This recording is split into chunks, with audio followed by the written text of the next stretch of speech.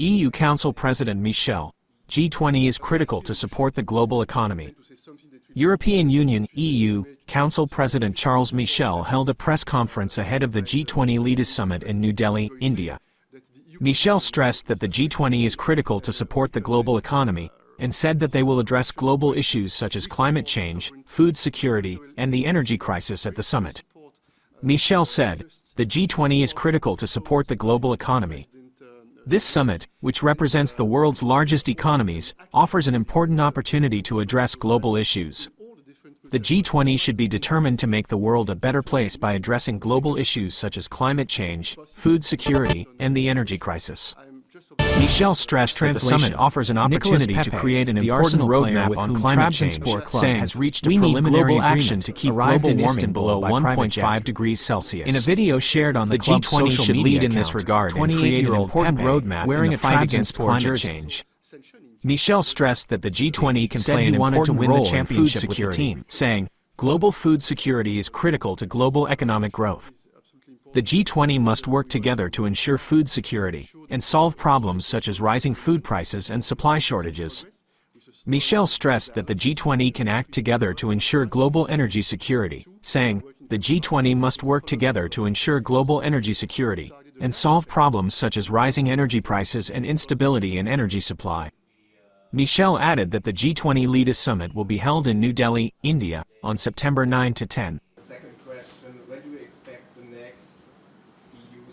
We are still negotiating, and I do not intend to say something that will be that will make the efforts more difficult. We support the efforts made by the Indian presidency, but this is very clear that the EU position is crystal clear, and we condemn this Russian aggression. We support the sovereignty and the territorial integrity of Ukraine. We support the just peace formula proposed by President Zelensky, and we will be always very active to defend those principles and those values in all the different multilateral formats, including in this G20 meeting. Difficult to predict if it will be possible to have an agreement on a declaration.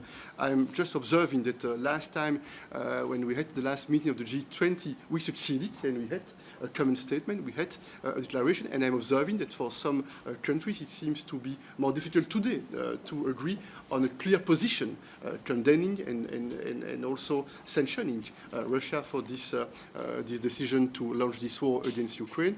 Finally, for the question of the sanctions against Russia, I think it's absolutely important that we work very hard to make sure that we try to avoid the circumventions of sanctions, and we are making some progress with a strong and a bold dialogue with many countries across the world, point one. And point two, we are working very hard in the follow-up of some previous meetings also to target the diamond sector. This is an example where I think it should be possible to do more. It would be very difficult on debt restructuring, and they basically backtrack on the... I feel that our common goal should be to do everything to isolate Russia and to make very clear that Russia is violating the UN Charter and the fundamental principles for multilateralism and for international rules-based order, point one. Point two, you know that the European Union is very important. We have a clear position on our relationship with China. A few months ago in the European Council, we agreed on three main elements. On the one hand, we will be always very clear to defend the democratic principles, the rules-based order, point one. Point two, we think that we need to rebalance our relationship with China and to address the critical vulnerabilities. And point three, we need to engage at the global level with China. What we are doing here, for instance, in the G20, and we are trying to convince, we are arguing, we are considering, for instance, that climate change is a serious common challenge that we need to address all together, and the same for more fairness at the international level. And the debt topic is a very important one, and indeed, on the one hand, the European Union is the main sponsor for supporting with money the developing countries, and we should be proud because it shows that we have a certain vision of the future of our planet, point one, and we need to encourage all the global actors to play a positive and a constructive role.